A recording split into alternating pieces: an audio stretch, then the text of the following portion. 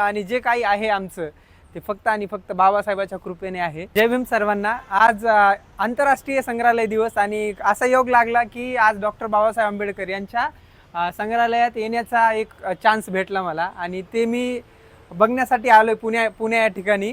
आणि विशेष गोष्ट सांगायची म्हटलं तर 50 रुपये फीस असते संग्रहालयाला येण्यासाठी, पण आज आंतरराष्ट्रीय संग्रहालय दिवस असल्यामुळे एकदम फ्रीमध्ये आतमध्ये यायचा एक आम्हाला मौका भेटला. बाबासाहेब जेव्हा मसुदा समितीचे अध्यक्ष म्हणून होते तर ते सादर करत होते मसुदा, तर ते संग्रहालयामध्ये डॉक्टर राजेंद्र प्रसाद यांच्या हातामध्ये आपला मसुदा तयार करून देत आहेत, भारताचं संविधान.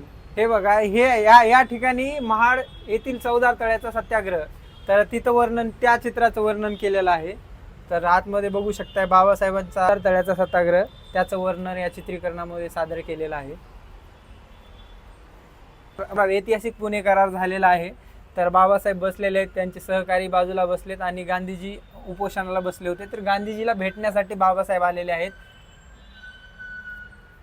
हे बघा, तुम्ही सगळी माहिती दिलेली आहे की पुणे कराराबद्दल जी काही माहिती आहे ती या ठिकाणी दिलेली आहे. डॉक्टर बाबासाहेब आंबेडकरांचा शपथविधीचा पण इथं चित्रीकरण केलेलं आहे. म्हणजे भारतीय राज्यघटनेची जेव्हा असेंब्ली तयार झाली त्यामध्ये डॉक्टर बाबासाहेब आंबेडकर पहिले कायदा मंत्री होते, तर त्यांना त्यांच्या कायदे मंत्र्याची शपथविधी देण्यासाठीचं चित्रीकरण केलेलं आहे.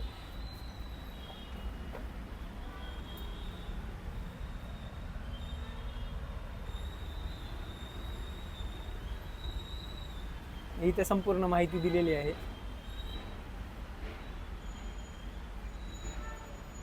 नागपूरचे धर्मांतरण 14 ऑक्टोबर 1956ला जगातील सर्वात मोठं धर्मांतर झालेलं आहे. ते इतिहासात खूप मोठी नोंद आहे, कारण सर्वांनी मिळून, बाबासाहेबांनी सर्व अनुयायी मिळून आपण हिंदू धर्म सोडतोय आणि बुद्ध धर्मामध्ये प्रवेश करतोय. तर धर्मांतराचं पण चित्रीकरण केलेलं आहे. आणि हा ऐतिहासिक सोहळा दीक्षाभूमी या ठिकाणी पार पडला होता. बाबासाहेब बुद्ध धर्माची दीक्षा घेते वेळेस बाबासाहेबांनी सविता आई आंबेडकर यांच्यासोबत दीक्षा घेताना इथं संपूर्ण वर्णन दिलेलं आहे. धर्मांतर म्युझियममध्ये आलेलो आहे. तर बाबासाहेबांच्या प्रत्येक गोष्टीची माहिती इथं या ठिकाणी दिलेली आहे. बाबासाहेबांचं शिक्षण असो, बाबासाहेबांचं घर असो, पाहू शकता की बाबासाहेबांचे वडील सुभेदार रामजी सपकाळ, आणि बाबासाहेबांनी स्वतः लिहिलेले हँडरायटिंग पण इथे दिलेली आहे.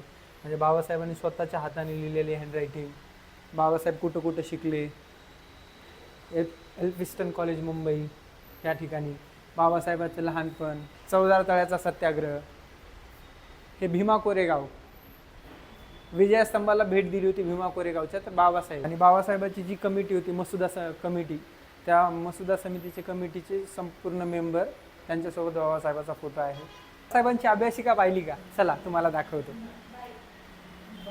ज्या खुर्चीवर स्वतः बाबासाहेब बसले ती खुर्ची आज आपल्या समोर आहे. म्हणजे ज्या खुर्चीमध्ये डॉक्टर बाबासाहेब आंबेडकरांनी बसून भारताची राज्यघटना तयार केली, ती खुर्ची डॉक्टर राजेंद्र प्रसाद यांनी इथंच ठेवलेली आहे. म्हणजे त्यांना सुपूर्द केली. बाबासाहेब या खुर्चीवर बसलेले आहेत भारताची राज्यघटना तयार करते वेळेस. बाबासाहेबांनी स्वतः वाचलेले पुस्तकं, बाबासाहेबांनी स्वतः लिहिलेले पुस्तकं संपूर्ण इथं जशाच तसे ठेवलेले आहेत. बाबासाहेब जेव्हा विदेशात जायचे, परदेशात जायचे, त्यावेळी जे बॅगा सोबत कॅरी करायचे त्या बॅगा पण आहेत इथं. म्हणजे स्वतः बाबासाहेबांनी वापरलेल्या बॅगा, परदेशात जाण्यासाठी जे बॅगा सोबत घेऊन जायचे, त्यांच्या खुर्च्या असतील, त्यांच्या बॅगा, त्यांची बसण्याची जागा, आराम करण्याच्या खुर्च्या बघू शकता.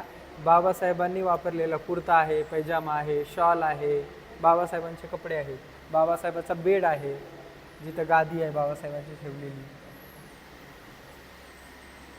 बाबासाहेबाचा कोट ठेवलेला आहे, बाबासाहेबांची चप्पल बूट ठेवलेले आहेत, बाबासाहेबाचा बूट बघा. बाबासाहेबांनी आपला शेवटचा श्वास ज्या बेडवरती घेतला, ज्या खाटावरती घेतला, तो खाट या म्युझियममध्ये जसाच तसा अजून ठेवलेला आहे. तुम्ही पाहू शकता. या पलंगावरच डॉक्टर बाबासाहेब आंबेडकर यांनी 6 डिसेंबर 1956ला आपला शेवटचा श्वास घेतला. म्हणजे बाबासाहेब स्वतः ज्या भांड्यामध्ये जेवण करायचे ते भांडे इथं आहेत. बाबासाहेबाचा लॅम्प असेल, ह्याच कलशमध्ये बाबासाहेबांच्या हस्ती ठेवलेल्या आहेत. आणि बाबासाहेबांना भारतरत्न पुरस्कार मिळाला जेव्हा बाबासाहेब प्रवासासाठी राहायचे त्यावेळेसचं सगळं साहित्य आहे. चांदीच्या फ्रेमचा चष्मा, हे बाबासाहेबांचा चष्मा, जे बाबासाहेब चष्मा वापरायचे तो चांदीच्या फ्रेमचा चष्मा पण आहे. विचार करा त्यावेळेस बाबासाहेब कोणत्या कोणत्या गोष्टी वापरत होते. तुम्ही पाहू शकता कृत्रिम श्वासोश्वासासाठी कैवल्यधामीतून आणलेल्या नळ्या, म्हणजे बाबासाहेब त्यावेळेस ह्या गोष्टी यूज करायचे. आपण विचारही नाही करू शकत. त्या काळात बाबासाहेबांनी ह्या गोष्टी यूज केलेल्या आहेत. वैयक्तिक वापरासाठी असलेल्या वस्तू बघा तुम्ही, शंख पण आहेत बघा, हे गोल्ड कोटेड गेलेलं आहे संपूर्ण वस्तू. त्यावेळेसचे चिनी मातीचे भांडे बाबासाहेब वापरायचे बघा, तुम्ही पाहू शकता किती सुंदर कारिगिरी केलेली आहे. ती त्यांची बुद्धी आणि त्यांचं विजडम मोठं होतं. तर आपण छोट्या छोट्या गोष्टीचा अभ्यास करतो, पण इथं आल्यानंतर रिअली कळलं की किती बाबासाहेबांचं विजन मोठं होतं. ह्या म्युझियमची विशेष गोष्ट सांगायची म्हटलं तर ह्या म्युझियमला, ह्या संग्रहालयाला देशातील खूप मोठे मोठे नेत्यांनी येऊन भेट देऊन गेलेले आहेत. पाहू शकता त्यांच्या फोटो पण अवेलेबल आहेत या ठिकाणी. आणि ज्यांना कोणाला पॉसिबल असेल त्यांनी नक्की या म्युझियमला येऊन, या संग्रहालयाला येऊन भेट देऊन जावं.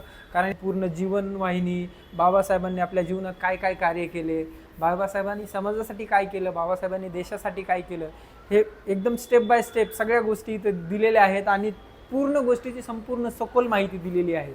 जसा वेळ भेटेल त्यांनी, ज्यांना कोणाला पॉसिबल असेल वेळेत वेळ काढून या म्युझियमला भेट देण्यासाठी यायचं. जय भीम सर्वांना. घेतो तो श्वास आणि खातो तो घास फक्त बाबासाहेबांमुळे. आणि पुण्यामध्ये एक अशी सुंदर जागा आहे बाबासाहेबांचं संग्रहालय. मी त्या संग्रहालयाला येण्याचं माझं भाग्य समजतो. मला एक मौका भेटला आणि मी त्या संग्रहालयाला येऊन व्हिजिट केलं. तुम्हाला शक्य असेल तेवढ्यांनी या संग्रहालयाला येऊन व्हिजिट करा. खूप सुंदर जागा आहे आणि बाबासाहेबांच्या सगळ्या गोष्टी इथं ठेवलेल्या. बाबासाहेबांचे कपडे, बाबासाहेबांचे भांडे, बाबासाहेबांना भेटलेले पुरस्कार, बाबासाहेबांचे जीवनचरित्र, बाबासाहेबांनी समाजासाठी काय केलं, देशासाठी काय केलं, संपूर्ण गोष्टी सविस्तररित्या जीवनचरित्र इथं दिलेलं आहे. तर तुम्हाला आयुष्यात कधीही चान्स भेटला तर एकदा नक्की पुणे या ठिकाणी डॉक्टर बाबासाहेब आंबेडकर या संग्रहालयाला येऊन व्हिजिट करा. आणि आयुष्यातलं खूप मोठं सुख आहे या ठिकाणी. भारत जय संविधान.